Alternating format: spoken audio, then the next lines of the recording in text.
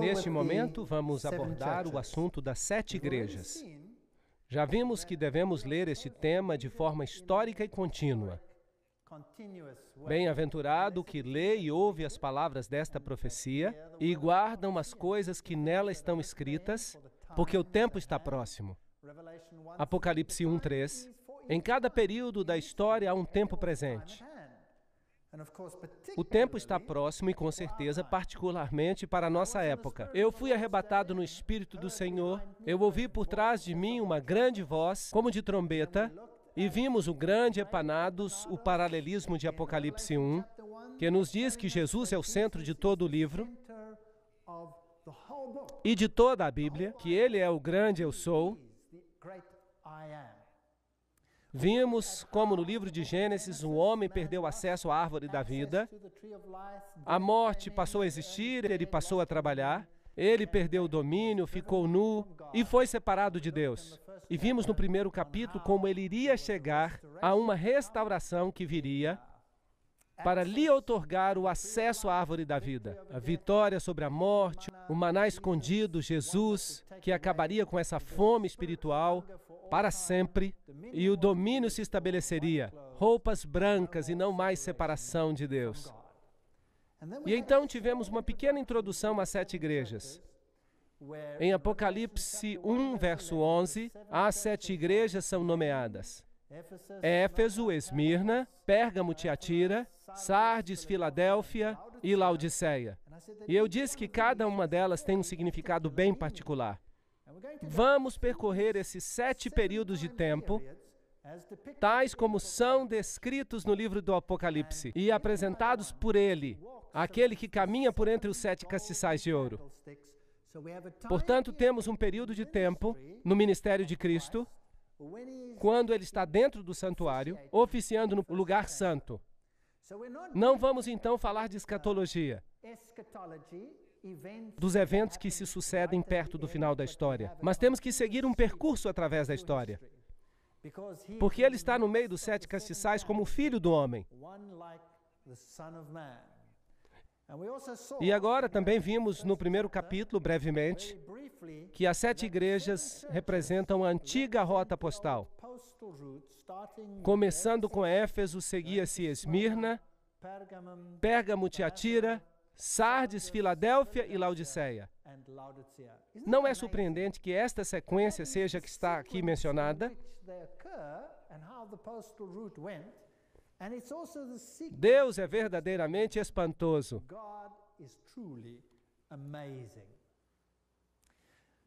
Escreve as coisas que tens visto. Logo, a aplicação do tempo, as que são e as que depois destas hão de acontecer. A aplicação ao futuro e o mistério das 7 estrelas que viste na minha destra e dos 7 castiçais de ouro. As 7 estrelas são os anjos, os mensageiros. São as 7 igrejas. Então, a igreja é o meio pelo qual Cristo dissemina a verdade. Então, vamos à Turquia, Ásia Menor, onde encontraremos essas igrejas. Esta é a cidade de Istambul, e aqui você encontrará algumas das mesquitas mais belas do mundo. Encontrará os restos da grande batalha entre as religiões, o Império Otomano, o grande forte dos otomanos, pontes sobre o Estreito de Bósforo, matrimônios, gente que vive ali hoje, do mesmo jeito que em todas as partes do mundo. Todos lutam para ganhar a vida e buscam alguém a quem amar. Esse é um jovem casal comprometido. Ela está vestida de rosa aqui. E ali está a carruagem sobre uma das 7 colinas de Istambul. Constantinopla.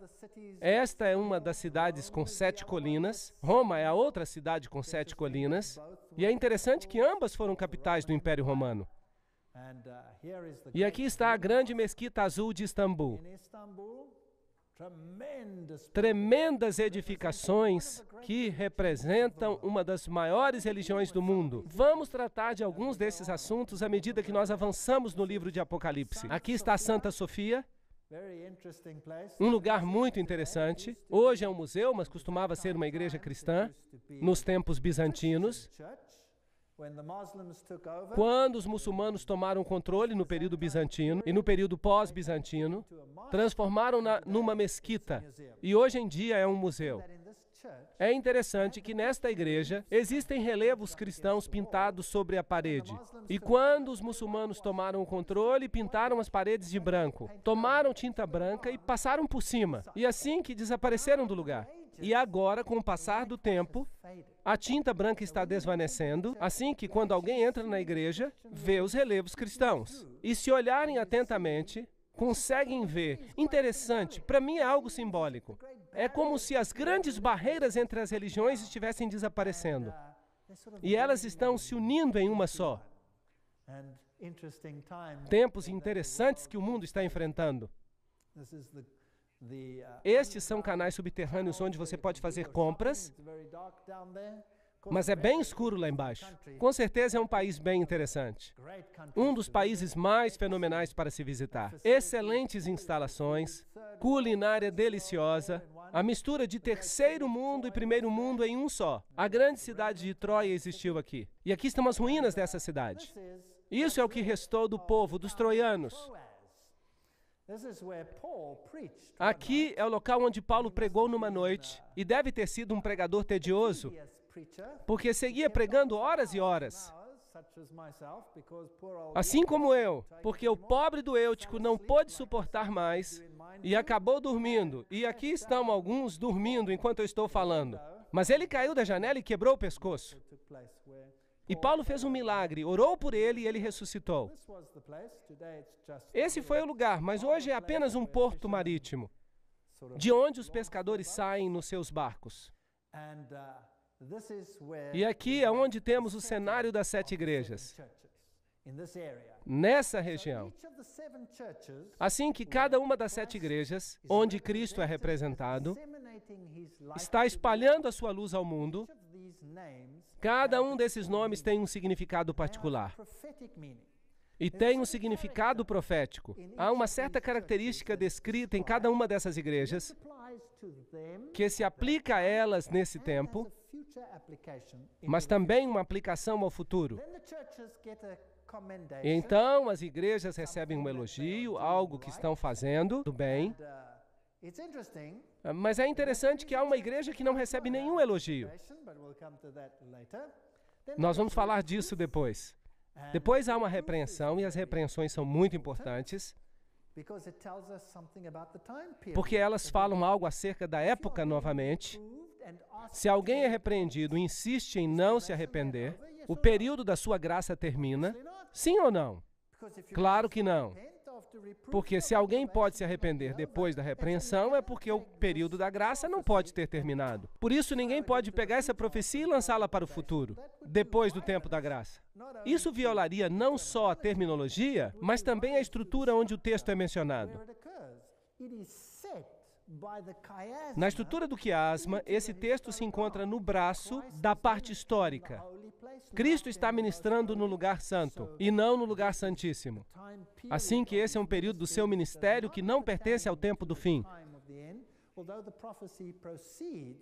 Ainda que a profecia prossiga na totalidade do tempo cristão, até neste tempo, então há aqui uma repreensão, um conselho e uma promessa. Esta é a estrutura básica de cada uma das cartas às 7 igrejas. Agora, o primeiro é o povo de Éfeso. Era um povo muito próspero. Hoje, estas são as ruínas de Éfeso. Esta é a grande rua dos Curetes. Por aqui, Paulo deve ter caminhado quando ministrou neste lugar. E o nome Éfeso significa desejado. Assim que é uma condição desejável aquela na qual ela está, essa igreja tinha algo a seu favor. E se é a primeira época, porque lembrem-se, está escrito que é o que há de vir, que é a história da época presente de então, seguindo até o fim do tempo, Porque é assim que Deus trabalha. Ele se preocupa com cada geração.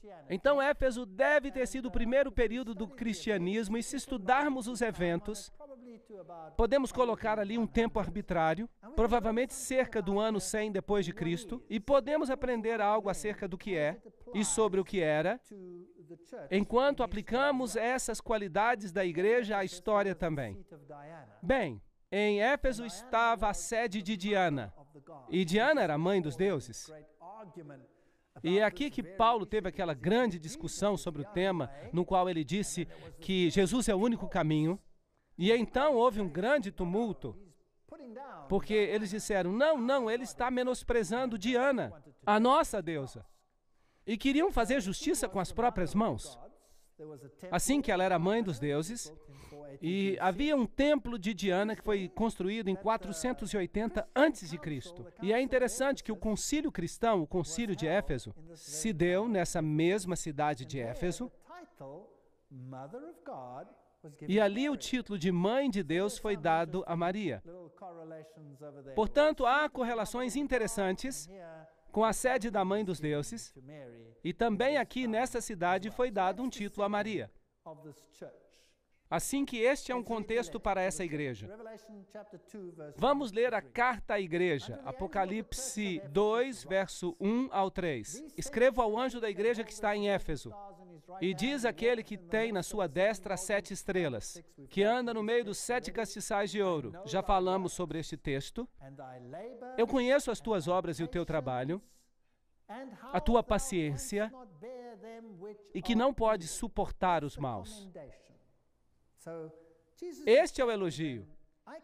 Assim que Jesus está lhes dizendo, eu sei o que você está fazendo, e eu me alegro com o que você está fazendo, porque você sabe distinguir entre o bem e o mal.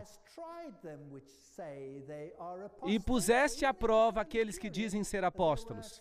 Assim que ainda neste tempo, já havia alguns que estavam tentando enganar, sim ou não? Mas eles foram provados, e foi o parâmetro que ajudou a distinguir se estavam do lado do bem ou do mal, certo? Deve ter sido a palavra de Deus. E puseste à prova aqueles que dizem ser apóstolos e não são. Assim que havia enganadores e mentirosos na igreja primitiva, como existem hoje. Qual é o parâmetro para se encontrarem os mentirosos? Os sentimentos? Ou deve haver algo mais objetivo para distinguir? Certo que deve haver algo mais objetivo. É a palavra de Deus. E sofreste e tens paciência e trabalhaste pelo meu nome. Este é um bom elogio para a igreja de Éfeso. Ainda tinham a sua integridade, mas há uma repreensão. Tenho, porém, contra ti que deixaste o primeiro amor.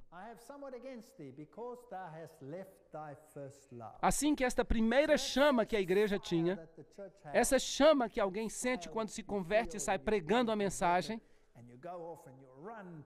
ela havia se perdido um pouco. Lembra-te, pois, de onde caíste e arrepende-te.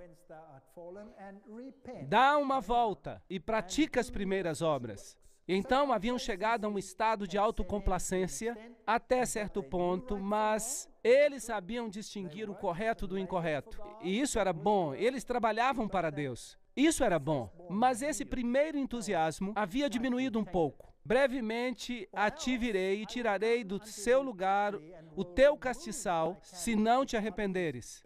De modo que houve um período de tempo em que a igreja não viveu de acordo com a verdade que possuía.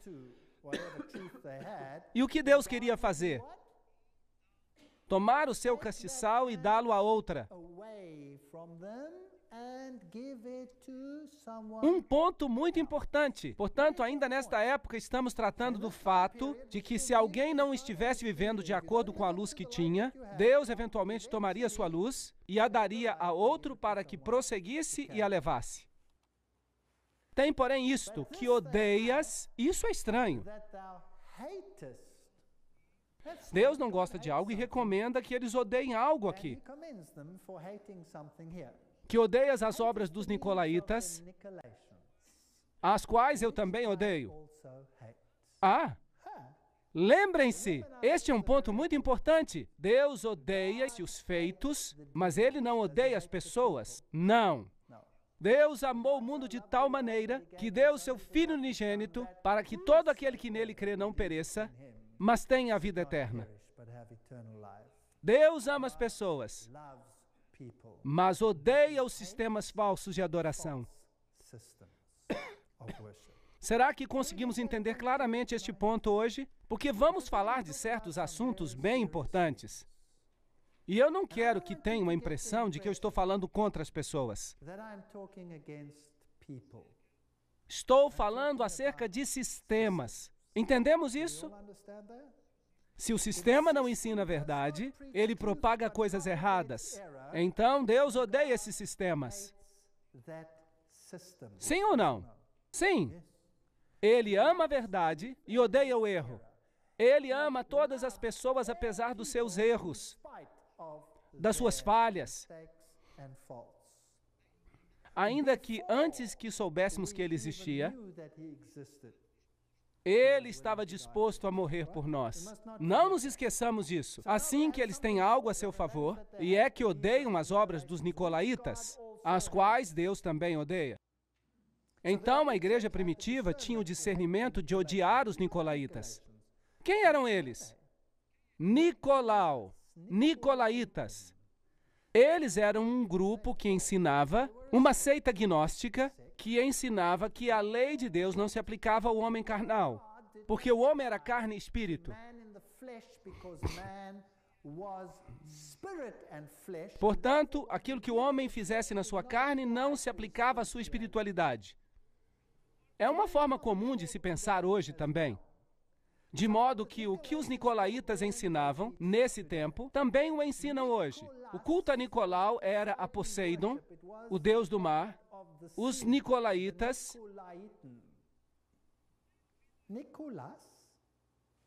Nicolau, já ouviram este nome hoje em dia? Sim, hoje adoramos no santuário de São Nicolau. Não encontrarão na história, podem procurar na Enciclopédia Britânica. Ali diz que é um indivíduo fictício, provavelmente associado com o culto a Poseidon. Muito interessante. Jesus Cristo é Deus e Jesus Cristo é o Salvador. Jesus Cristo é o que nos salva. Agora, celebramos o seu aniversário em que dia? Em 25 de dezembro. A Bíblia diz que os pastores estavam nos campos, assim que não pode ter ocorrido em 25 de dezembro. O deus Zeus tem o seu aniversário no dia 25 de dezembro. O deus Osíris tem o seu aniversário no dia 25 de dezembro. Poderia citar todos os deuses antigos. Os principais deuses tinham o seu aniversário em 25 de dezembro. Agora, se o Natal, Christmas em inglês, significa missa de Cristo, em inglês, era realmente a data do nascimento de Cristo, então por que celebramos São Nicolau nesse dia em particular? Não é interessante? E logo se diz às crianças que peçam seus presentes ao Papai Noel. São Nicolau, que viaja pelo céu, justamente como os deuses antigos viajavam pelo céu, a 25 de dezembro, num trenó. Se era Zeus, era puxado por um bode. Se eram os deuses nórdicos ou dos anglo-saxões, temos uma religião que é nórdica, porque é de lá que viemos dos godos, então era puxado por renas. E ele podia discernir o bem do mal, ele era eterno, e a cada ano sabia que criança tinha sido boa ou não, e entregava os presentes e ia-se embora. Tudo isso em 25 de dezembro. E as crianças hoje se esquecem de Jesus Cristo e dizem Papai Noel, ou Papai Natal. Então, o que nós estamos celebrando é o dia de Papai Noel, São Nicolau, e amamos os nicolaítas. Mas a igreja primitiva os odiava. Não odiavam os indivíduos, mas o sistema. Ao vencedor lhe darei da árvore da vida, que está no meio do paraíso de Deus. Apocalipse 2, 4 a 6. Hoje, Jesus está sendo suplantado por um sistema de forma fútil. Mas é pior do que parece. Aqui está a Rua dos Curetes, e aqui é onde Paulo deve ter caminhado, e onde se encontram todas essas estátuas dos personagens proeminentes do povo, e cada um tinha uma cabeça esculpida. E se você tivesse dinheiro, contratava um escultor para esculpir a sua cabeça e colocá-la ali. E alguns pagavam, como hoje em dia se aluga um telefone, uma casa ou algo assim. Agora, se alguém não tivesse mais dinheiro e deixasse de pagar, tiravam a sua cabeça e colocavam outra no seu lugar, até que voltasse a pagar para alugar o espaço. Assim que quando alguém caminhava por ali, estava em toda a sua glória, se por acaso tivesse dinheiro para pagar. E aqui havia um templo ao imperador Trajano. Templos que com certeza eram dedicados a muitos deuses. E ao imperador romano, que era como uma divindade. Ele era uma reencarnação do Deus Sol. Aqui a Câmara Municipal, uma bela biblioteca em Éfeso, o Templo de Domiciano, outro culto ao imperador, outra parte do templo, e com certeza temos as personagens escolásticas da antiguidade. Depois a Igreja Bizantina deixou aqui o seu rastro também. E para quem gosta de canos, estes eram muito bons, tubos que duraram todo este tempo. Aqui estão os banheiros públicos. E abaixo havia como que um rio, para que tudo fosse transportado para longe imediatamente. Não mudou nada, nós também temos um rio, só que puxamos uma cordinha para que ele possa fluir. E você se sentava ali e podia conversar com o vizinho sobre o que estava acontecendo com a sua vida. Aqui também estão os banheiros escolásticos, a deusa Artemisa, que tinha muitos seios para alimentar as nações. E este é o anfiteatro onde aconteceu aquele tumulto com o ourives e as estátuas de Diana. Ficaram nervosos quando Paulo pregou acerca de um Deus diferente. E a história diz que Paulo fugiu daqui. Assim que esta igreja primitiva, digna de elogio, se fixou no caminho e tinha o discernimento entre o bem e o mal, e não permitia a infiltração do paganismo na sua igreja, eles discerniam o que era correto e incorreto. Jesus era o centro da sua religião. Estavam um pouquinho insatisfeitos consigo mesmos, mas fora isso estava tudo muito bem. O primeiro tempo da história cristã tinha exatamente essas características. Éfeso era um porto, mas hoje não há mais porto. De fato, o mar hoje está a muitos quilômetros de distância, tudo está cheio de lodo. Aproximadamente no ano 800 depois de Cristo, deixou de ser um porto, e esse é um fato interessante em termos de tempo e evolução. Hoje em Éfeso você pode ver que Roma levantou uma estrutura que foi aparentemente vista como o lugar onde viveu Maria, porque João viveu em Éfeso e Jesus disse, aí está a sua mãe, e ele recebeu Maria em sua casa em Éfeso. Mas isso tem sido determinado como falso. De qualquer forma, é aqui que muitos vêm adorar aos pés de Maria. Todas as religiões vêm aqui. Católicos, peregrinações de protestantes, até nações islâmicas vêm a este lugar em particular. Bem, o próximo período de tempo é Esmirna. Desde o ano 100 depois de Cristo até provavelmente 303 depois de Cristo, porque esse foi um tempo de tremenda perseguição. A palavra mir está inclusa na palavra Esmirna e significa aroma doce, um aroma de sacrifício. Se considerarmos a cidade em si, havia ali um santuário à deusa Nêmese. Policarpo foi o seu primeiro ministro e ele foi martirizado. Interessante.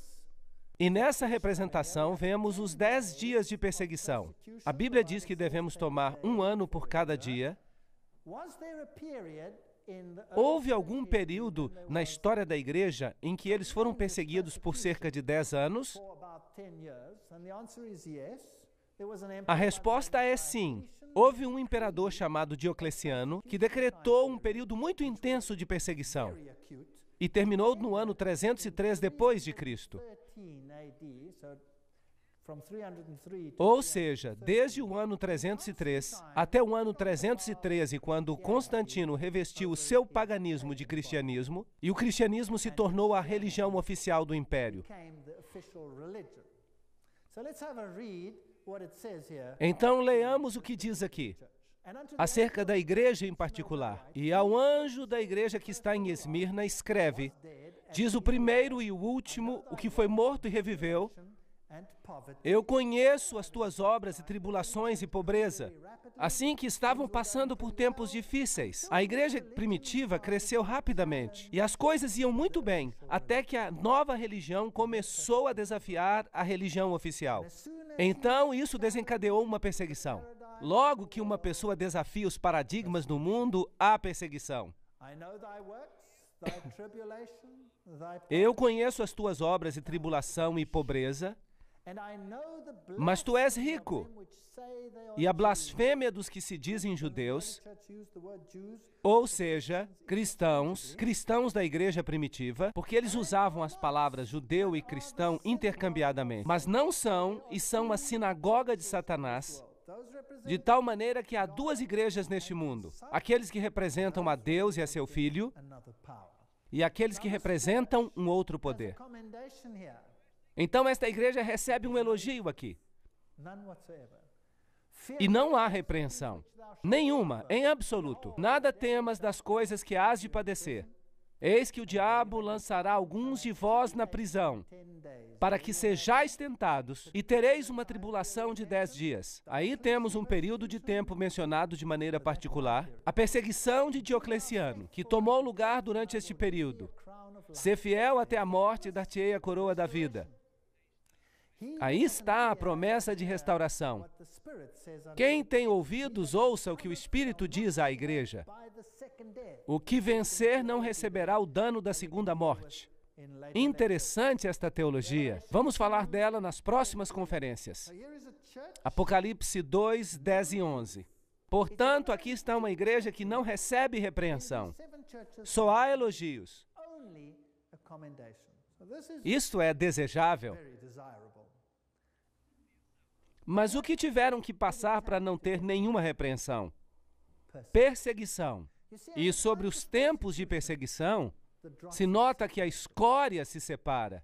O que acontece durante o período de perseguição é que aqueles que são conhecidos apenas pela forma da religião, eles ficam para trás. Porque se torna muito doloroso fixar-se apenas à forma. Então eles se dão por vencidos. Portanto, se em verdade querem manter-se firmes durante o período de perseguição, mais vale que estejam bem fundamentados na rocha, mais vale que saibam aquilo no que acreditam. E é por isso que o livro de Apocalipse é muito importante, porque nos avisa que virá um tempo de angústia o qual nunca houve. E é bom que estejamos seguros daquilo em que cremos, para estarmos firmes durante esse tempo. Então, será que houve essa perseguição? Será que alguma vez existiu esse Diocleciano? Bem, eu vou levar vocês de volta à cidade das Palmas, Palmira, com esta grande rua de colunas romanas, como vimos na conferência anterior. E aqui estão as pilastras do templo de Bel, ao fundo, e esses grandiosos arcos. E enquanto você percorre a cidade, você chega a esse letreiro que diz Acampamento de Diocleciano. Interessante. Portanto, esse imperador tinha o seu acampamento e os seus soldados aqui, de onde ele dirigiu a sua perseguição à igreja primitiva. Muito interessante. Essa perseguição purificou a igreja de todos aqueles que se apegaram ao pão e ao peixe. Mas aqueles que se fixaram à rocha, eles foram elogiados. De modo que este era o grande acampamento de Diocleciano, e a Esmirna moderna se chama Esmir, uma cidade bastante moderna. Isso é tudo o que ficou da Esmirna antiga. Não é muito, mas há uma história muito interessante, de um tempo interessante. Aqui estão jovens se divertindo em Esmirna, como em qualquer outra parte do mundo. Sabem, eu acho que Deus os ama e ficaria contente, como Ele gostaria que eu e você tivéssemos conhecimento completo da verdade. Mas se uma pessoa tem a verdade e a defende, isso é o que pode acontecer. Perseguição. Esse é o Coliseu onde foram perseguidos, onde Nero queimava os cristãos. Ele usava umas tochas humanas e as dava aos leões para comerem. Grande sofrimento e morte ocorreram aqui enquanto as pessoas eram aniquiladas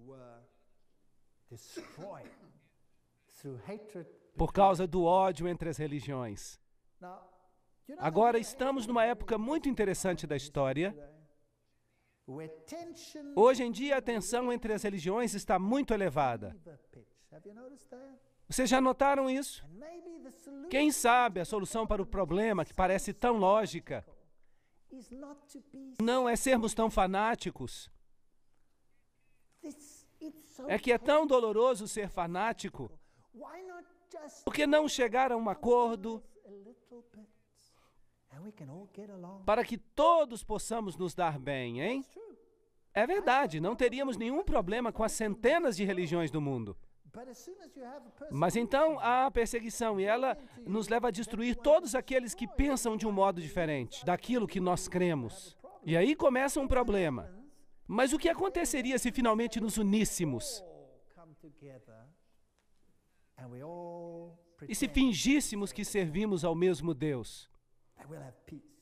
Então teríamos paz, paz definitiva. Será que sim? A paz se encontra em chegar a um acordo? Sim ou não? Bem, esse é o problema que a igreja primitiva descobriu. Então chegou a perseguição e foram purificados. Então, quando é que Satanás não pôde destruir a igreja com a perseguição? Quando ele queimava 10 tomavam o seu lugar, porque viam a fé dessas pessoas e o amor com que as suas vozes levantavam cânticos de seus lábios e orações em favor dos perseguidores. Não com bombas. E morriam por sua fé enquanto outros se levantavam e tomavam o seu lugar.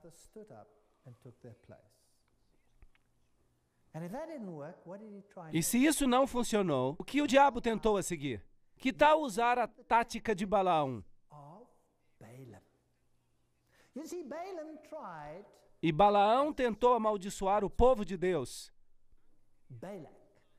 Balaque queria amaldiçoá-los, porque eles eram uma ameaça para ele. Mas cada vez que tentava amaldiçoá-los, o que é que acontecia? Uma bênção saía da sua boca. Um grande problema. Aqui estavam os filhos de Israel, e esse profeta Balaão foi oferecido a ele um monte de dinheiro para que os amaldiçoasse. Mas não funcionava. Assim que ele inventou um plano. Ele disse, sabe uma coisa? Se conseguirmos que eles pequem contra Deus, então a proteção de Deus lhes será retirada, e aí sim os teremos nas nossas mãos. Então vamos tentar fazê-los pecar. Já sei o que faremos. Vamos realizar um festival, vamos ter uma grande festa, uma festa fantástica, com música estupenda, e vamos adorar a outros deuses. E belas mulheres. Podemos colocar minissaias só por uma noite e mostrar as pernas, e foi isso que fizeram.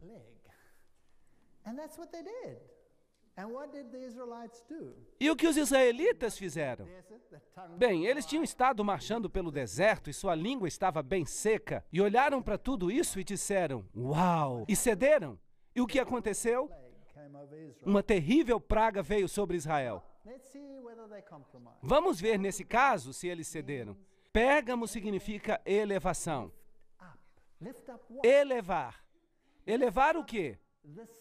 Elevar o eu sobre o divino.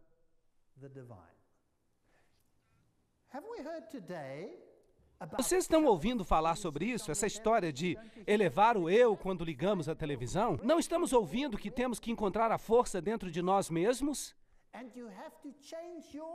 Temos que nos transformar a nós mesmos? E que você tem que fazer tudo por si mesmo. Que essa é a nova forma de salvação. Pérgamos, elevar os caminhos do homem acima dos caminhos de Deus. É isso que se chama idolatria. De maneira que, na capital romana da província da Ásia, havia um templo a Zeus, Júpiter, também a Esculápio, o deus serpente, uma serpente que instruía os homens, uma serpente enrolada num poste. Será que temos esse símbolo hoje? Sim, o mundo da medicina o usa. O procônsul de Pérgamo tinha uma espada de 2 gumes. E é muito interessante que essa cidade era o bastão do clero. O sacerdócio babilônio é que a Babilônia foi conquistada pela Medopérsia e eles tomaram controle da região babilônica. Mas os sacerdotes se rebelaram contra a Medopérsia. E então o clero foi expulso e se estabeleceu aqui nesta cidade. Assim que aqui estava o clero babilônico oficial, com suas antigas raízes. Interessante. Tomaram as pedras de paládio, as vestiduras, as quais eram as vestiduras de Dagon. Tinha um manto de peixe e tinha uma mitra relacionada com o peixe, com a forma de uma boca aberta sobre a cabeça. Muito interessante, porque eles representavam a Dagon, o deus dos peixes. E ele era chamado de Pontifex Maximus, a ponte entre o céu e a terra. De modo que você era salvo pela mediação da igreja, em vez da mediação de Cristo. Portanto, eles eram a ponte entre o céu e a terra, junto com as chaves e a mitra. Então, os sacerdotes tinham as chaves, 2 chaves, a chave para o céu e a chave para o inferno. Muito interessante. E eles eram chamados de os reis pontífices de Pérgamo. E o último foi Átalo III. Ainda antes dessa região se converter ao cristianismo. Átalo III, quando se deu conta de que Roma ia conquistá-los pela força, deu o seu título ao imperador romano. Por isso, quando você vai a Roma hoje, pode encontrar relacionadas ao imperador romano as letras PM, Pontifex Maximus, o construtor de pontes. E os imperadores romanos, como vimos antes, eram deuses. Assim que você podia orar para eles, e eram eles que abriam as portas do céu para os homens. Agora, é interessante que as mesmas letras PM não se encontram apenas após os nomes dos imperadores romanos, senão também relacionadas ao nome de quem? Dos papas. Se encontram as letras PM, Pontifex Maximus, então esse título se atribuiu através da história aos imperadores romanos e finalmente aos pontífices de Roma, que, por acaso, também têm 2 chaves. As chaves que se referem a quem? De Pedro, e que tem também as mesmas vestes com a mitra que representa a Dagon. Como foi que tudo isso chegou à igreja cristã? Agora, em 378 depois de Cristo, o imperador cristão Graciano recusou o título. Portanto, aqui estavam os imperadores romanos e de repente um diz: não, eu não quero esse título. E então ficou sem dono até que Damaso se tornou bispo de Roma e foi assim que o título chegou a ser parte integral do pontificado romano. Então, hoje ainda existe esse título. Mas o que foi que aconteceu aqui a Pérgamo? Bem, foi aqui que chegou o comprometimento, a mescla. Em Pérgamo temos um grande altar de pedra, e o qual era com certeza um altar aos deuses, dedicado a todos os deuses do panteão. Uma batalha tremenda está representada nele, entre as forças do bem e do mal. Apocalipse 2, 12 e 14 diz: ao anjo que está em Pérgamo escreve, isso diz aquele que tem a espada aguda de 2 fios. Jesus está falando acerca da palavra de Deus, e aqui vemos um outro que também tem uma espada, mas ele é um mediador terrestre. Eu conheço as tuas obras e sei onde habitas. Lembrem-se que ele está falando à sua igreja. E eles viviam onde? Onde está o trono de Satanás. De maneira que esse sacerdote, que supostamente é outro, Babel, portal para Deus, é uma abominação de Satanás. É a sede de Satanás, que é onde está o trono de Satanás. E retens o meu nome. Ou seja, que essa igreja estava firmada na verdade, apesar dessas circunstâncias, e não negaste a minha fé ainda nos dias de Antipas, um nome muito interessante, minha fiel testemunha, o qual foi morto entre vós, onde Satanás habita. É a segunda vez que isso é mencionado aqui. Então aqui vemos alguém que preferiu morrer a negar a sua fé. E ele se chama Antipas. Bem, agora Antipas poderia ser, alguns dizem, um personagem histórico. Este ou aquele, um pastor dessa igreja, que foi fiel nesse tempo. Mas a palavra Antipas também significa antipontífice. Assim que o nome poderia ter um sentido espiritual. E significava esse indivíduo que dizia ser capaz de mediar entre Deus e o homem, de modo que a mediação havia se deslocado de Deus e de Cristo para o homem. E isso era um problema. E o povo foi elogiado por ser Antipas. Mas umas poucas coisas tenho contra ti. Aqui está a repreensão, porque tens aí os que seguem a doutrina de Balaão. Aqui está, que ensinava Balaque a lançar tropeços diante dos filhos de Israel, para que comessem dos sacrifícios da idolatria e se prostituíssem. Assim que algo havia estado escondido dentro da igreja, porque há alguns que seguem a doutrina de Balaão. Já falamos da doutrina de Balaão. Qual era? Condescendência, mesclar, fazer com que pecassem, instá-los a quebrar a lei de Deus. E assim os teremos sob controle. Assim temos um comprometimento no qual uma doutrina está sendo ensinada, ensinando as pessoas o caminho equivocado e começam a servir a outros deuses. E é isso justamente o que vai acontecer com a igreja cristã. Deus nos adverte aqui. Tenham cuidado. O comprometimento, as concessões ocorrerão. Isso por causa de Constantino. Constantino diz, vamos acabar com os conflitos. Casemos as igrejas. E acaba-se o conflito entre o paganismo e o cristianismo. Por isso emitiu um medalhão no qual, de um lado, há os servos de Jesus Cristo e do outro lado, as divindades pagãs. Mas ele tinha um problema. Ele tinha um problema. Sabem qual era? A palavra de Deus. Constantino tinha um problema com a palavra de Deus, porque ela é como uma espada de dois gumes. E então o que ele fez? Ele disse, cheguemos a um acordo. Vou dar uma palestra completa sobre este tema. Então conseguiu que o seu sacerdote, chamado Eusébio, reescrevesse porções da Bíblia. E mandou 50 cópias,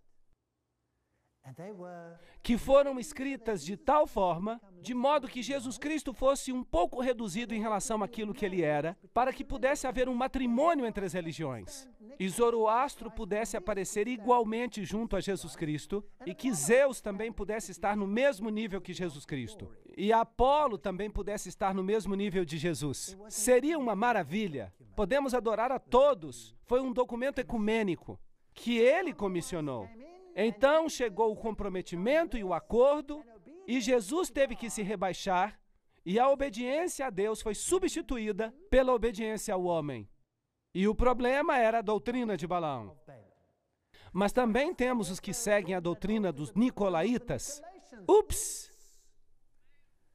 Os primeiros odiavam a doutrina dos nicolaítas, estes agora se apoiam nela.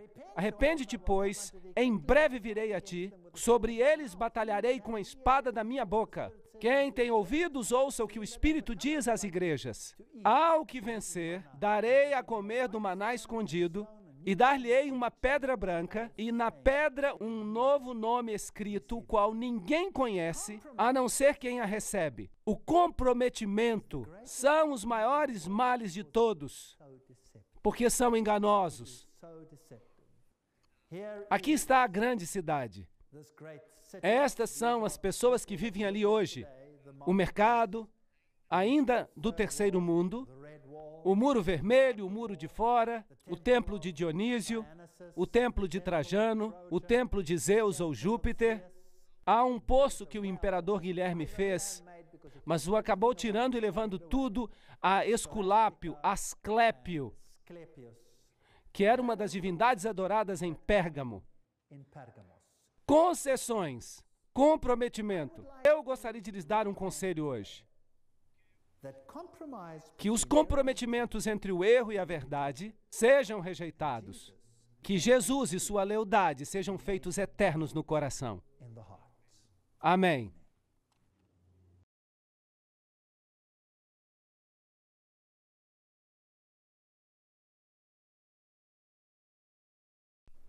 Na sessão passada, chegamos até Pérgamo,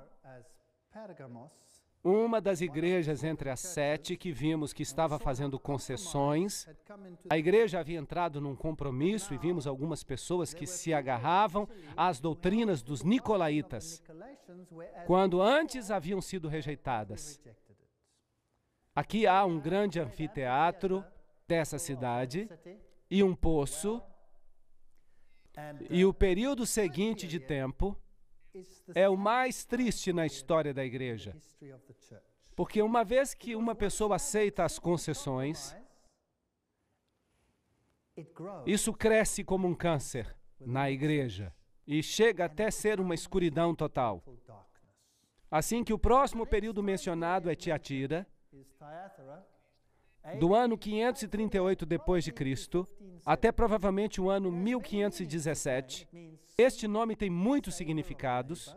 Doce sabor do trabalho significa sacrifício de arrependimento, e alguns dizem que significa também os ensinamentos de Satanás. Depois que as concessões entraram na igreja, e claramente vemos que o método de Balaão foi utilizado, os nicolaítas já eram aceitáveis, enquanto a primeira igreja primitiva os havia rejeitado. Aqui temos um período de tempo de escuridão, que começa aproximadamente no ano 538 depois de Cristo. O decreto de Justiniano foi emitido para designar o bispo de Roma como corretor dos hereges, e agora a palavra não era mais o parâmetro que decidia o que era bom e o que era mal, mas o ser humano era quem tomava o papel de decidir o que a pessoa deveria crer. Isso é um problema. Concordam? Sim, Deus nos criou como pessoas livres. E individualmente temos que comparecer diante de Deus um dia e dar um informe do que fizemos e do que cremos. Vamos poder dizer, ele decidiu por mim? Sim ou não? Não. O que aconteceu quando Adão e Eva pecaram? Qual foi a primeira coisa que fizeram? Eles colocaram a culpa em alguém, certo? Sim. Quando Deus disse a Adão, o que fizeste? O que disse Adão? A mulher que tu me deste foi culpa dela. E quando olhou para a mulher, o que ela disse? Pois foi a serpente que me enganou. Lembram-se disso? Então, uma vez que assumimos essa atitude, então começamos a colocar a culpa em outra pessoa. Estamos vivendo numa sociedade que transfere a culpa. Já notaram isso? Ninguém tem problemas seus neste planeta.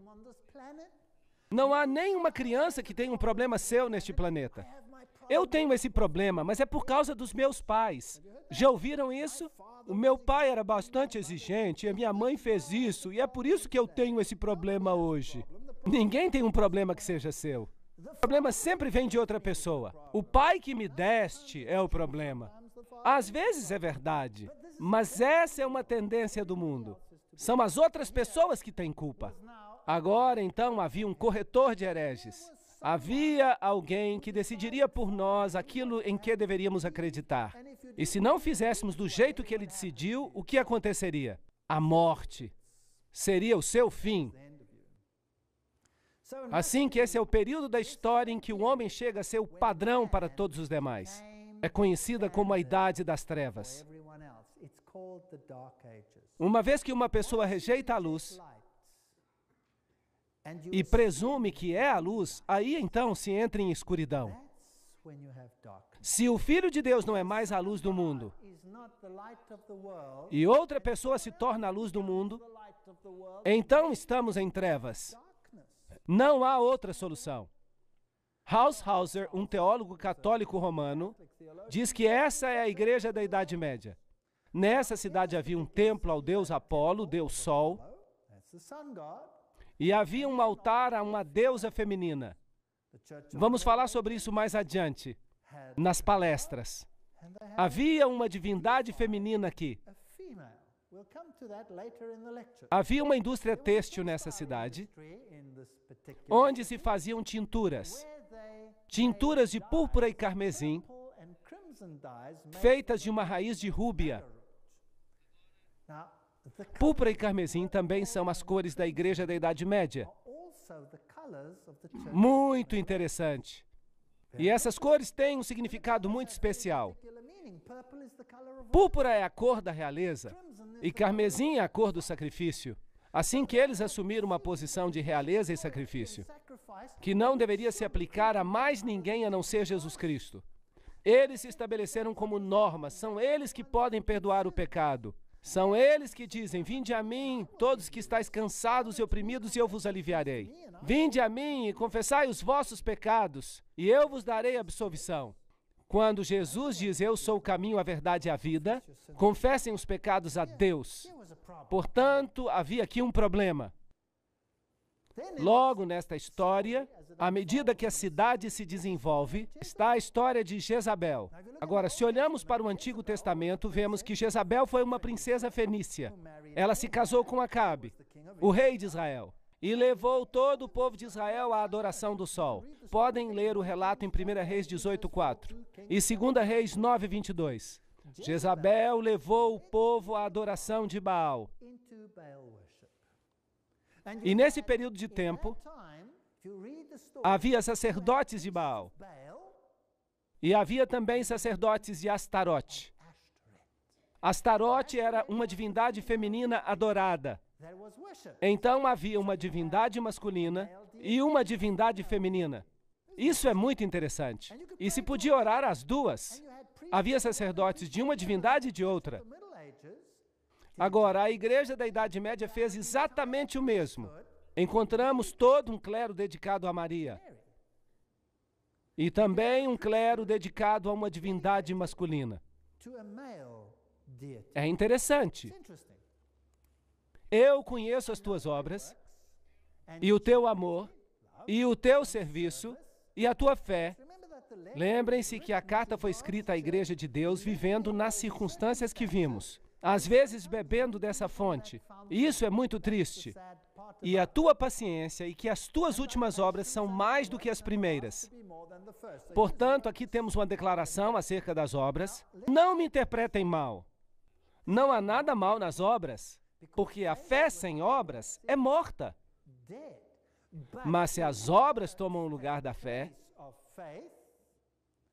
então a fé também está morta. Entendem? De modo que havia aqui uma igreja que havia transferido a ênfase da fé para as obras.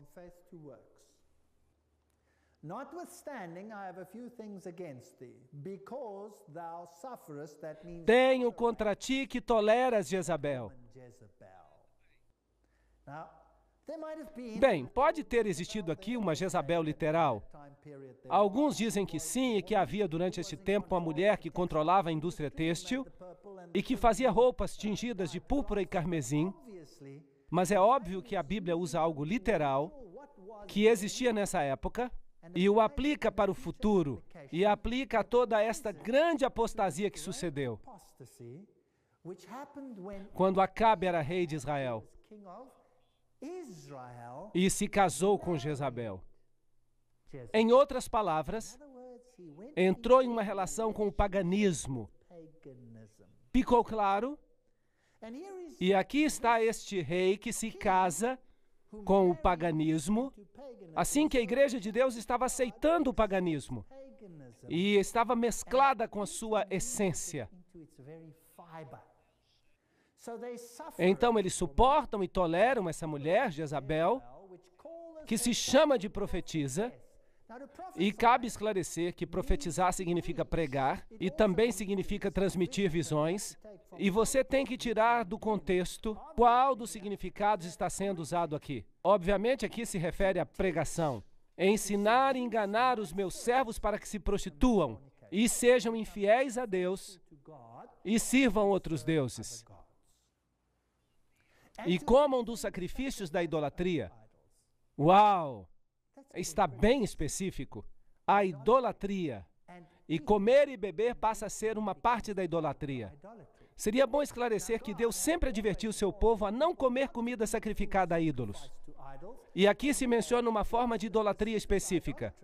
É importante ver que as divindades pagãs, Baco, Zeus, Júpiter, Osíris, a quem se rendia culto, isso era feito com biscoitinhos redondos, pães, que simbolizavam os corpos, como se fossem corpos literais. Foi durante essa época que isso entrou no sistema da igreja, será? Sim, claro. E dei-lhe tempo para que se arrependesse da sua prostituição, e não se arrependeu. Eu lhe dei tempo, muito tempo para se arrepender. Mas o triste é que não se arrependeu. Eis que a porei numa cama, e sobre os que adulteram com ela virá grande tribulação, se não se arrependerem de suas obras. Mas não se arrependeram. Assim que esse sistema não mudará. Vai continuar a ser assim. Então Deus terá que tomar essa luz e dá-la a outra pessoa. Porque esse sistema não vai se arrepender.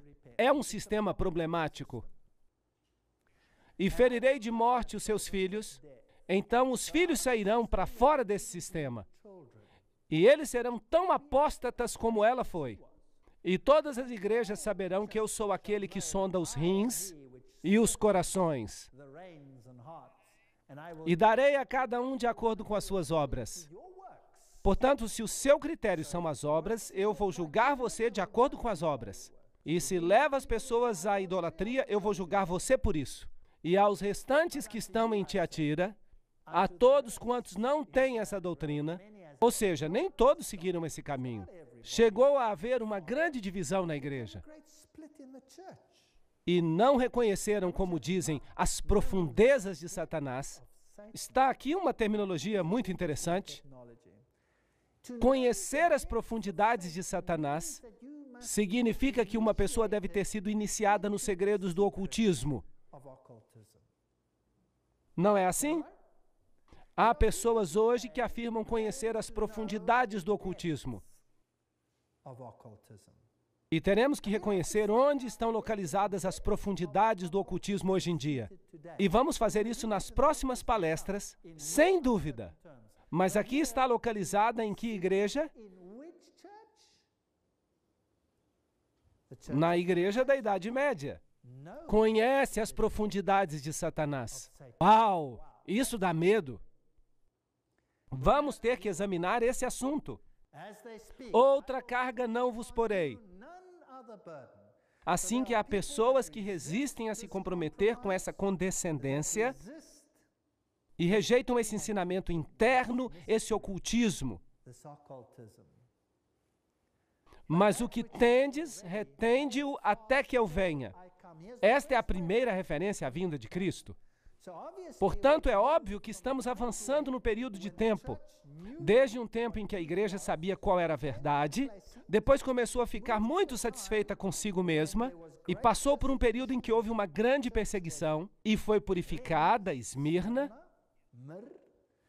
e então entra num período de concessões, quando a verdade começa a se misturar com o erro.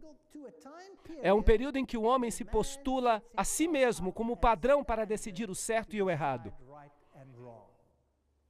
E então subverte a religião e substitui a palavra. E logo entramos no ocultismo puro. Retende-o até que eu venha. E ao que vencer e guardar as minhas obras até o fim, eu lhe darei poder sobre as nações. Bem, aqui está o pilar de Justiniano. Aí está. Este aqui. Comemora o decreto pelo qual o homem agora pode decidir quem está certo e quem está errado. E tem o direito de castigar mesmo com a morte.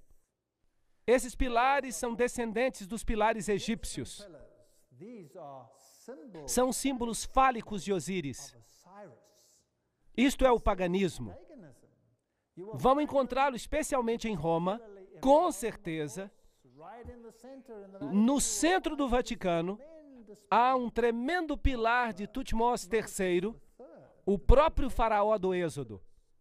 A coroa tríplice, que é da Medo-Pérsia, e que representa, em realidade, o Deus da terra, do céu e do mundo dos mortos. Uau! Isto é impressionante? Ser coroado com uma coroa que te faz rei do céu, da terra e do mundo dos mortos, tomando o lugar de outra pessoa. Bem, obviamente precisamos de algum reavivamento. A igreja da Idade Média se converteu em escuridão e chegou a ser conhecida como a Idade das Trevas.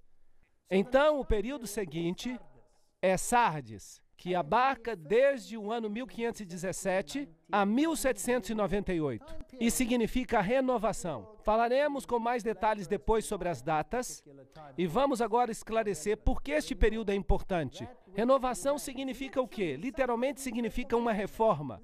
É incrível que Deus coloque as coisas nesta ordem. A cidade era impenetrável, mas foi tomada 2 vezes sem resistência. Uma vez por Ciro, rei da Medo-Pérsia, e Antíoco, o rei grego. Antíoco Grande. Leiamos acerca desse período de reforma. Apocalipse 3, versículo 1.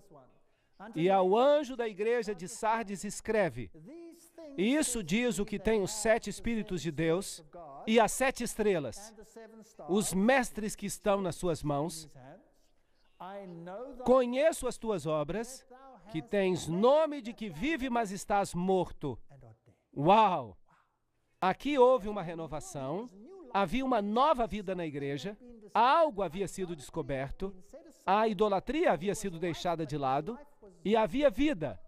Mas essa vida não era suficientemente completa. Por isso ela é considerada morta. Conheço as tuas obras, que tens nome de que está vivo, mas estás morto. Este é um testemunho terrível. Estava por vir vida e havia coisas que precisavam ser restauradas. Com a morte, agora precisavam ser restauradas para a vida. Estavam prontas para morrer. Doutrinas, ensinamentos. Porque não achei as tuas obras perfeitas diante de Deus. Completas, portanto. E então é óbvio que a reforma, embora tenha dado nova vida e alento à doutrina de Cristo, não produziu obras perfeitas. Não estava completa. Faltava algo. E é muito interessante que no Concílio de Trento se discutiu um assunto importantíssimo. E vamos explorar isso um pouco mais adiante. Um assunto crucial que foi sola scriptura. A Bíblia e somente a Bíblia como padrão. Roma disse não. Bíblia e tradição. E é a tradição o contexto no qual a palavra deve ser avaliada, interpretada, de tal maneira que a tradição, o homem, suplanta e controla os assuntos da Bíblia. Essa foi a posição de Roma. E era o homem que determinava como a Bíblia deveria ser lida. Assim, é a igreja que decide o que é bom e o que é mal para uma pessoa, e não a palavra de Deus. A reforma diz não. Sola gratia, salvos pela graça e pela graça apenas. Salvos por Cristo, Jesus Cristo, e a palavra de Deus é o padrão pelo qual vivemos. Esse foi o assunto. Quem ganhou no Concílio de Trento? Boa pergunta. Roma foi quem ganhou. A reforma perdeu. No Concílio de Trento.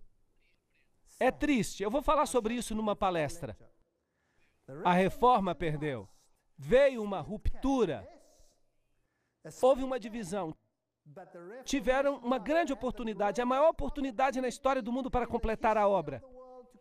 Mas perderam. E por quê? Porque Roma pôde comprovar que as suas tradições superavam a palavra. A reforma não fazia o que pregava. A Reforma dizia, sola Scriptura, a palavra de Deus e somente a palavra de Deus. Então a igreja perguntou, guardam todos os ensinamentos? Então, por que seguem Roma em alguns assuntos e ignoram a Bíblia nesses assuntos? Por que deixam a Bíblia de lado? Um cardeal se levantou e fez um discurso, e vou voltar a essa questão numa palestra mais lá na frente. Ele disse, porque aceitam as nossas tradições sobre a palavra e transgridem os seus próprios preceitos. Não sabem o que dizem, vocês são apenas uns rebeldes. E a Reforma perdeu porque não era perfeita diante de Deus. Uma história triste. Lembra-te, pois, do que tem ouvido e recebido, e guarda-o, e arrepende-te. E se não vigiares, virei sobre ti como um ladrão, e não saberás a que hora virei sobre ti. Esta também é uma história muito triste. Se você rejeita a luz, mais cedo ou mais tarde não conseguirá distinguir o tempo em que vive. E a vinda de Cristo será uma surpresa total. Mas também há em Sardes algumas pessoas que não contaminaram as suas vestes. Então nem tudo estava perdido. A Reforma foi uma ferramenta poderosa, só que não terminou o seu trabalho, não o completou, não chegou à meta. O trabalho não ficou completo diante de Deus. E comigo andarão de branco. Pergunto, quem são eles? Será que estamos falando de João Hus? Seria Tyndale? Seria Wycliffe? Seria Martinho Lutero? Seriam todos esses grandes reformadores? Sim, eles são dignos, porque eles se mantiveram firmes naquilo que consideravam ser a verdade. O que vencer será vestido de vestes brancas, e de maneira alguma o riscarei do livro da vida. E confessarei o seu nome diante do meu Pai e diante dos seus anjos. A propósito, este é um texto interessante.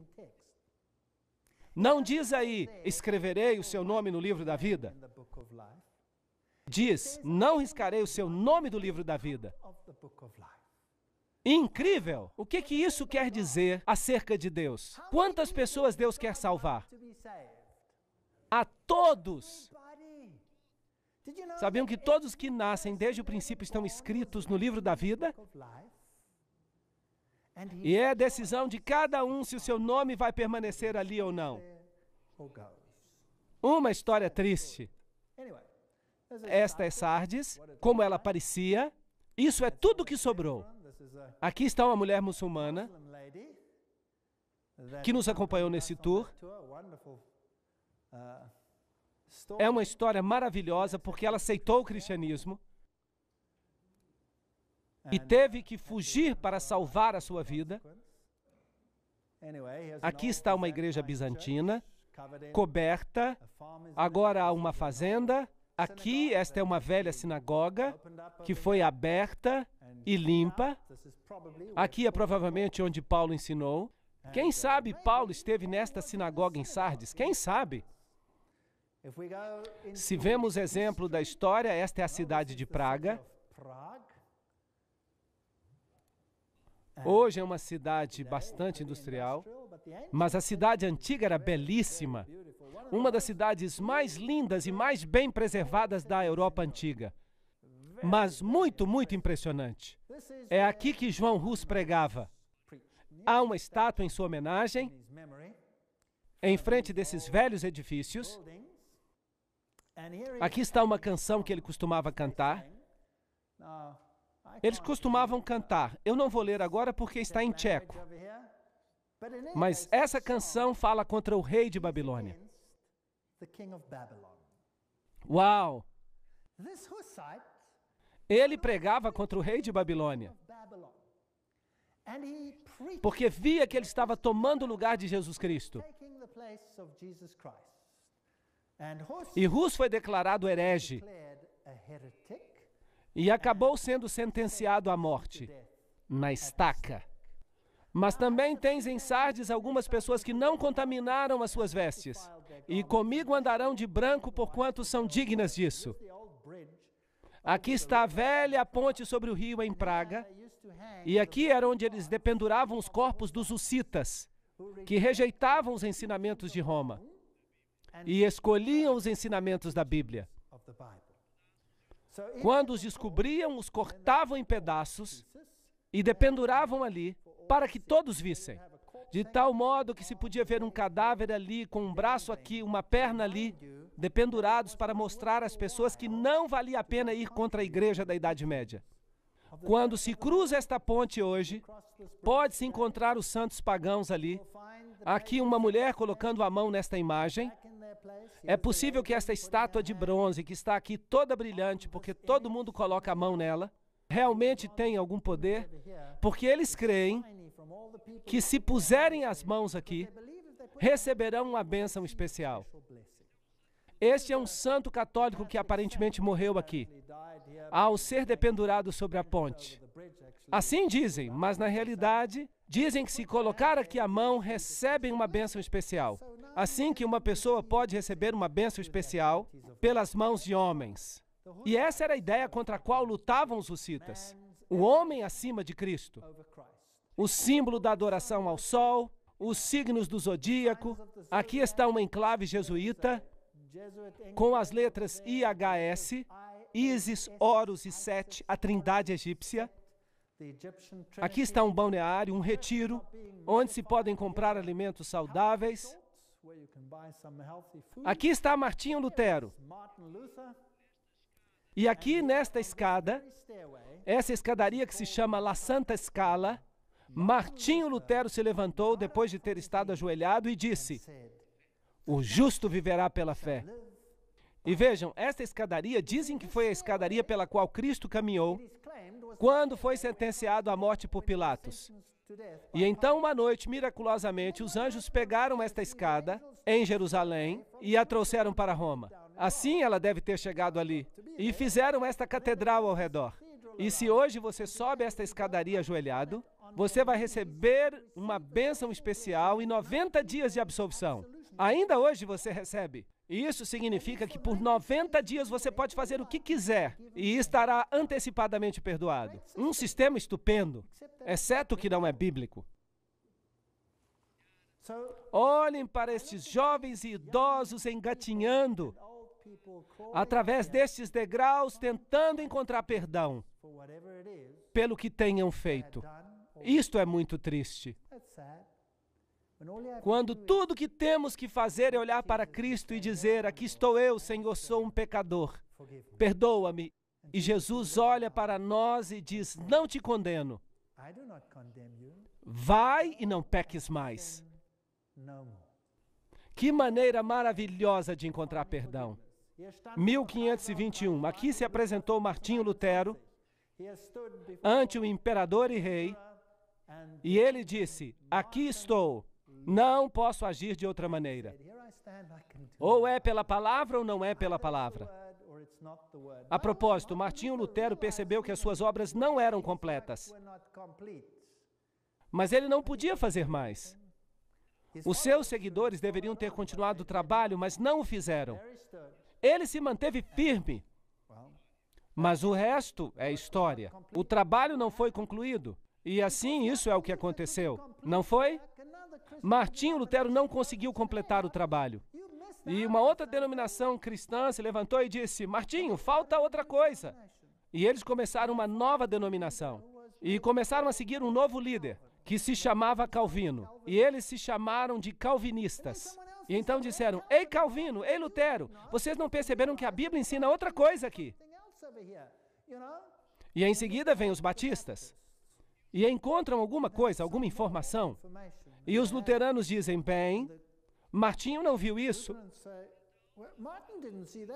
Então nós também não vamos olhar para isso." E os calvinistas dizem: "Bem, Calvino também não viu isso, e então nós não vamos seguir este caminho."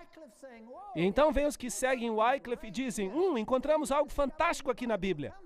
Como protestantes, vamos fazer isso." Ei, não, é melhor que vocês façam sozinhos. Façam do seu jeito, com a sua denominação.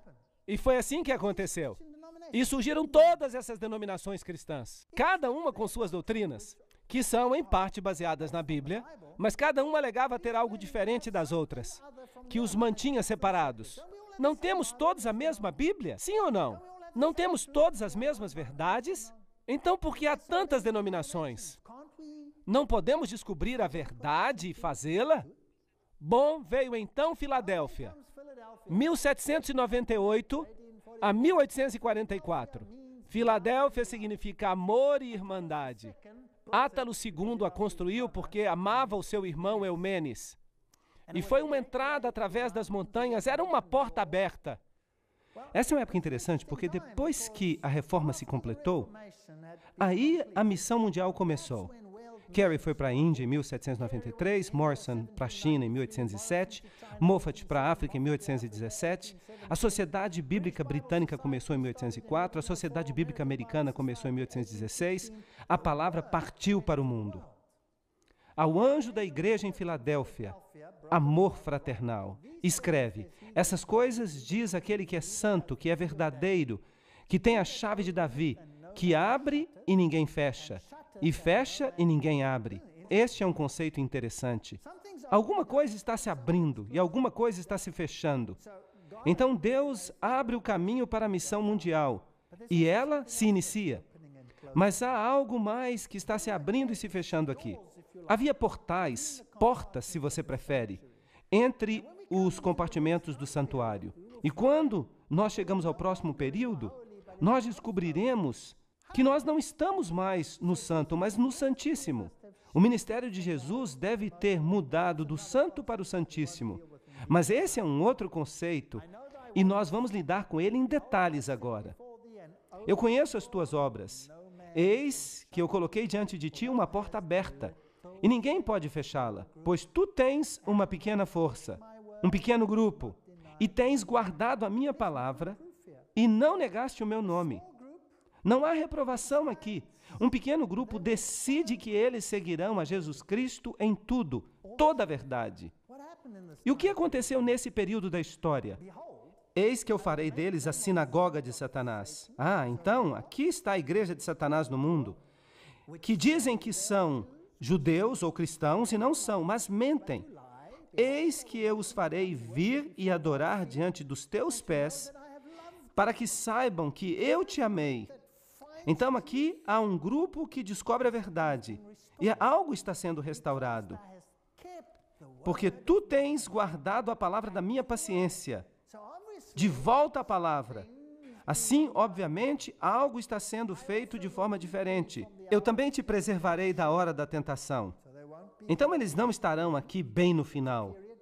Dessa forma, é um período bem antes dos últimos grupos na terra, que virá sobre o mundo para tentar aqueles que habitam sobre a terra. Eis que eu venho logo. O que ele falou na igreja anterior? Agora eu venho logo. Vocês percebem que o tempo está cada vez mais curto?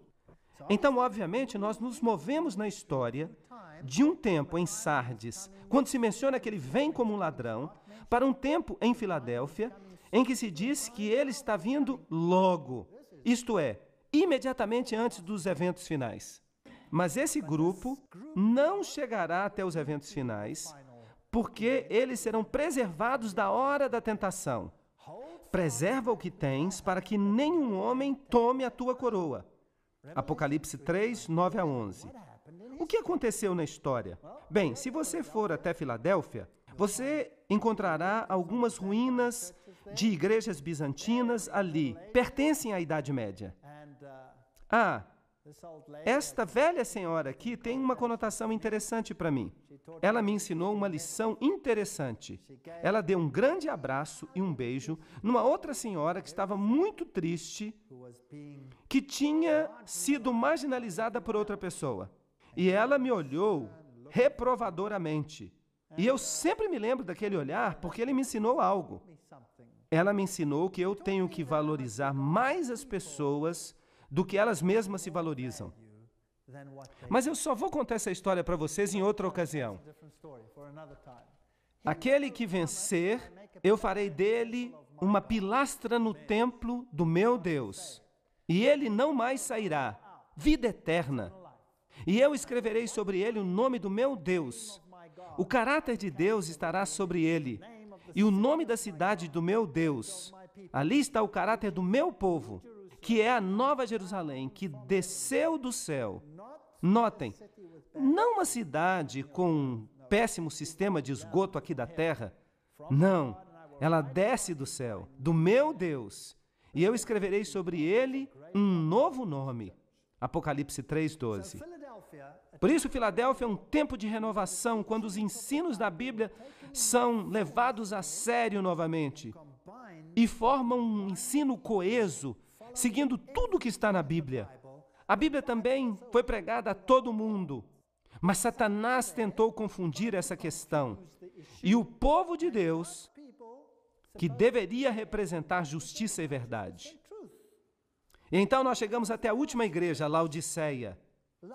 E se nós tomamos a profecia de Daniel, na qual a profecia dos 2.300 dias termina, essa data interessante de 1844, e nós faremos toda uma palestra sobre essa data, e por isso nós não vamos falar sobre ela agora. Laodiceia significa a nação do juízo. Isso significa que ela é a última. Se vocês me permitem dizer, trata-se do Yom Kippur antitípico. Cristo está no Santíssimo agora, porque nós nos movemos do aposento com candelabros, pães da proposição e altares de incenso para a arca do concerto. Então, ele se moveu para a próxima fase, e o Yom Kippur é uma época de juízo. Agora, essa cidade foi construída por Antíoco e recebeu o nome para homenagear sua esposa Laodiceia. Essa cidade era uma espécie de spa. Eles fabricavam colírio, muito famoso, que era chamado exatamente disso, collyrium. É como se dissessem que estavam ali para conceder visão espiritual. Era uma cidade muito rica, mas foi destruída no ano 60 por um terremoto. Foi reconstruída com seus próprios fundos, porque eles eram ricos. Eles tinham tudo. Ali estão as ruínas de Laodiceia. Algumas delas ainda estão sendo escavadas. Aqui está um velho anfiteatro que não foi escavado ainda. Aqui está um velho sistema de encanamento. Vejam esse isolamento ao redor dos canos. Coisa muito avançada. Eles utilizavam todos esses canos num sistema para levar água até a cidade. Agora, não muito distante dali, nós encontramos águas termais. Mas não havia águas termais em Laodiceia. Eles levavam a água através de canos. A água entrava quente. Era uma maravilha da engenharia. Mas quando ela saía em Laodiceia, a água não estava mais quente, ela estava morna. E se você bebesse água morna, você ficava com vontade de vomitar. Se ela estivesse quente, você podia bebê-la, porque você podia bebê-la como se fosse um chá. Se você a esfriasse, você também poderia bebê-la. Mas quando ela chegava ali, ela estava morna. Esta é uma história fascinante para a arqueologia. E eu conheço as tuas obras, que tu não és nem frio nem quente. Ahá! Oxalá foste fria ou quente, mas porque tu és morna e não és fria nem quente, eu estou a ponto de te vomitar da minha boca. Apocalipse 3, 15 e 16. Notem que aqui a repreensão não é: eu virei e tirarei de ti o teu candelabro e o darei a outra pessoa. A repreensão é: eu te cuspirei da minha boca. Você percebe que esta é a última igreja na terra. Não haverá retirada do candelabro, haverá apenas vômito. Esta igreja passará ao reino, mas aqueles que estão em mornidão serão vomitados desta igreja. Esta igreja será sacudida, e aqueles que não se conformarem ficarão de fora. Vocês acham que esta igreja é perfeita? Não, isto é patético. Notem que ela é uma igreja morna. Não há elogios aqui, somente uma repreensão. Não há nenhum elogio. É a única igreja que não recebeu elogios, nada. Não muito longe dali estavam as verdadeiras águas termais. E mesmo hoje, há ali muitos spas com ricos depósitos de carbonato de cálcio. E essas pequenas poças de água quente, elas se encontram em toda parte. É um lugar muito bonito. Eles ainda fazem ali alimentos saudáveis. Há anfiteatros. Vejam este camelo, eu acho que ele precisa ir ao dentista. E porque tu dizes, sou rico e abastado e de nada necessito, e não sabes que tu és miserável, pobre e cego e nu? Uau, esta igreja está encrencada. Aqui está um menininho juntando Gabaret. É uma pequena substância usada na indústria alimentícia que é também um anestésico.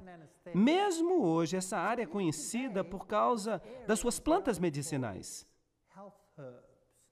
E veja, nós temos uma mensagem associada com Laodiceia, uma mensagem de saúde, algo para o corpo físico, mas infelizmente eles pensam que estão ricos. Agora, Deus está interessado em riquezas literais? Sim ou não?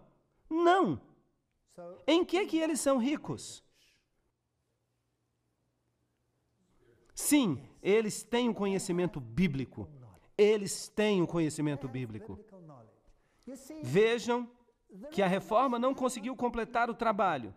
Vejam que a reforma não conseguiu completar a tarefa. A reforma se fragmentou por causa de uma tarefa incompleta. Então, o período de Filadélfia chegou e ocorreu uma consolidação.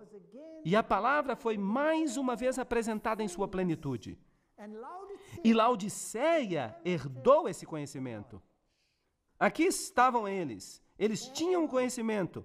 E o que eles fizeram com ele? Eles sentaram em cima do conhecimento. E o que eles fazem então? Eles ficam ricos e abastados e não têm necessidade de nada. Eles começam a brincar de igreja. A igreja deveria ser a luz do mundo. Mas essas pessoas brincam de igreja. E não entendem que são miseráveis, pobres, cegos e nus.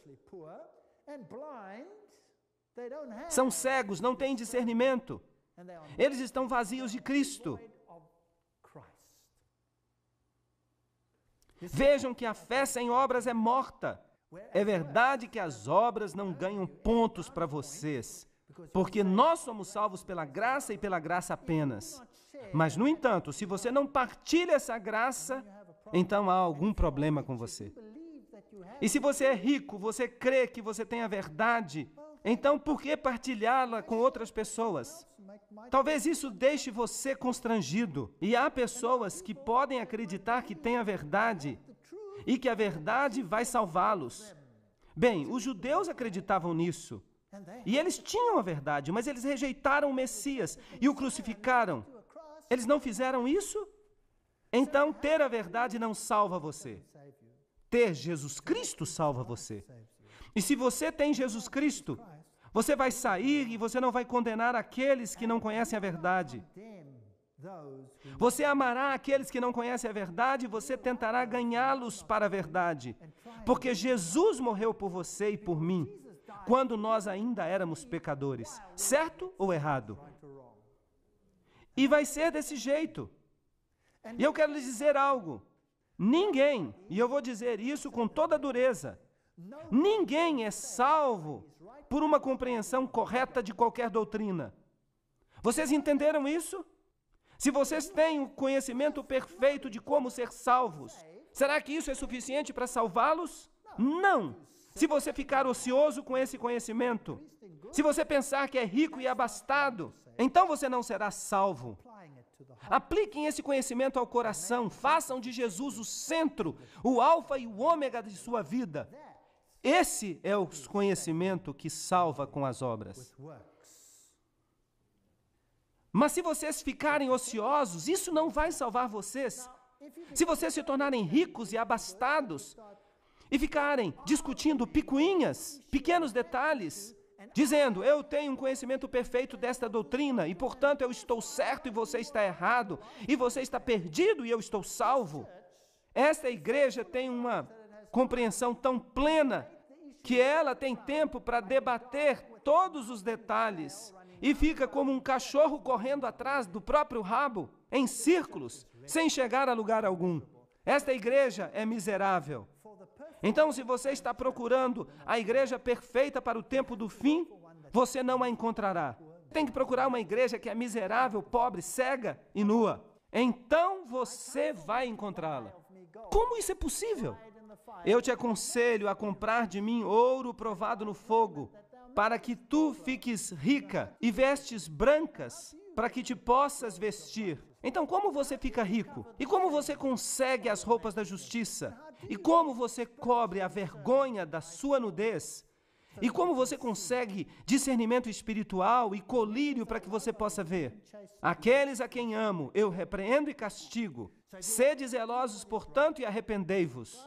Então, se vocês querem fazer o que é certo, Deus vai colocar vocês no fogo da aflição. E eu tenho más notícias. Qualquer um que descobre esta verdade fica quente. E você terá que cuidar de si mesmo e comer Geberet. E aqui está uma batida à porta. E aqui está um lindo campo pronto para a colheita. Eu tomei essa decisão de joelhos e eu estou sendo fiel a ela. Eis que eu estou à porta e bato, e se alguém ouvir a minha voz e abrir a porta, eu entrarei e cearei com ele. Deus não força ninguém. Eu cearei com ele e ele comigo. Aquele que vencer. Sim, nós precisamos vencer algo. Eu lhe considerei sentar-se comigo no meu trono.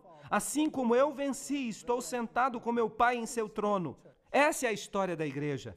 Finalmente, eu tenho que lhes dizer que há um povo nesta terra que tem um conhecimento da verdade, mas eles ainda não são conhecidos por partilhar essa verdade. Eles são conhecidos por ficar ociosos e por ficar discutindo entre si a respeito das picuinhas de cada ponto particular. E ficam discutindo sobre sua perfeição ou sua falta de perfeição nesta questão ou naquela. Não é isso que precisamos fazer. Jesus é o centro. A verdade é importante, mas somente se ela for aplicada aos corações. E eu oro para que nós possamos compreender isso e que nós obtenhamos um conhecimento da verdade. Mas mais do que isso, para que nós não nos tornemos apenas como símbolos que retinem, precisamos encontrar a Jesus e aplicá-lo ao nosso coração. Nas próximas palestras, nós vamos descobrir que verdade foi jogada ao solo e pisoteada. Nós vamos descobrir o tamanho da encrenca na qual nós nos encontramos. Vamos descobrir quem está no controle, como eles controlam as coisas. Que Deus abençoe a cada um de vocês e que vocês venham às próximas palestras para que nós descubramos toda a verdade sobre a batalha entre o bem e o mal. Obrigado a vocês por terem vindo.